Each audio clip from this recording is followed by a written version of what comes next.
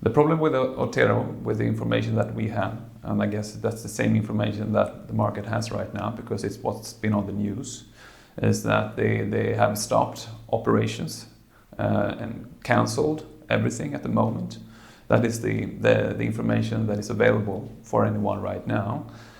We know that clients and other people on the market desperately has been trying to contact the company to receive more information. But at this point, this is the information that is available.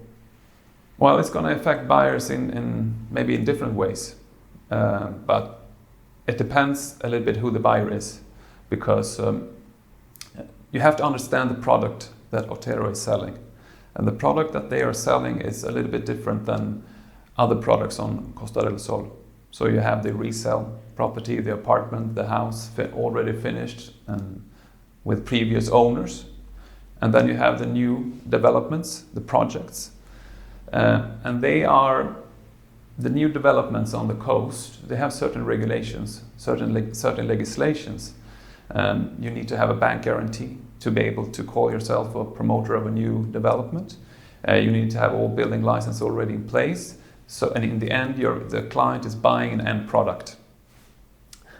The difference, and this is quite a big difference between that kind of product and the one that Otero is selling, is that you become the owner of a plot. And then you're the entrepreneur. And then you sign a building contract with Otero, and they build the house for you or the apartment. And that's a very big difference, because when you buy a new development, the developer, the promoter, the owner of that project has a lot of responsibilities. They have to deliver a finished product to you with all the licenses in place, etc. But for when you are buying Otero products, you're actually buying a plot and you become the promoter, which means that there's no bank guarantees in place. There's no certain legislation that protects you as a buyer. There's no guarantees, the 10-year construction guarantee, the 5-year guarantee for machineries and so on. So that leaves, of course, a lot of responsibility on two parties here. It's the buyer, but also the lawyer, because the lawyer needs to make sure with his or her best capabilities that the construction contract, that the building contract itself protects the buyer in a similar way maybe as the contracts of new developments. So when you are presented with a contract, any contract of course, but in this case an Otero contract, if you just sign it, of course they will protect their interests in that contract. So it's up to you as a buyer, together with your legal representative, to make sure that you are protected in the best possible way. Now, of course, that's always a negotiation. What will Otero agree to and not? But you have to try. You have to try to protect yourself as good as you can. So that's the product, and you have to understand the product to understand the problem. So what the problem is right now is that you own a plot. Let's say you bought a house, a project from Otero. What you have in reality, you're an owner of a plot. There's a project, maybe with a license, maybe not with a license yet. So there will be many buyers here now in this situation, in different situations. So you have maybe bought a plot and there's also already a license in place, or you bought a plot and they are waiting for the license to be approved.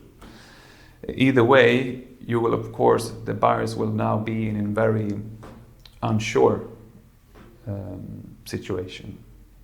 The building contract is the contract that regulates all the obligations and the rights between you and Otero. So it means that all the buyers have to go back to their contracts and see what are my rights here versus Otero. a recommendation from our law firm, and when you're working with products like this, is of course to negotiate that contract as hard and tough as you can to make sure that they include everything that can protect the client. And important things to include then are milestones. So you pay according to certain milestones. When they finish the foundation, you pay a certain amount. When they finish half of the house, you pay another amount. And with the right of inspection as well, to make sure that they actually did what they told they're going to do, in the contract. So the project needs to be very clearly described. You should, if possible, include those milestones in the contract, and also include penalties for delays. So it depends, of course, we have to read all the contract to see exactly where the situation for each buyer is. But it's an unfortunate situation, and probably most buyers will be now in a situation where they really don't know if their project is going to finish or not. Now, at the moment, they seem to have insufficient funds with the information that we have. Is that going to change or not? That's a completely different question. Nobody can know at this point. So what to do? What to do for, let's say, buyers, if you take buyers first in this situation? Probably they have already been in contact with a lawyer. Talk to that lawyer again. Is there any possibilities of making a legal claim? Sure, probably. But of course they will meet the very big problem that you might win the case in court, or you may have the right on your side, but if you don't, there's no money, it's all for nothing really. And I'm pretty sure that the lawyer will be able to help you with that kind of analysis. They should. Now, if the company goes into bankruptcy altogether, that's a big problem, of course. And then a certain legislation will come into place about bankruptcy law, basically. And then you have priorities, who's getting paid first.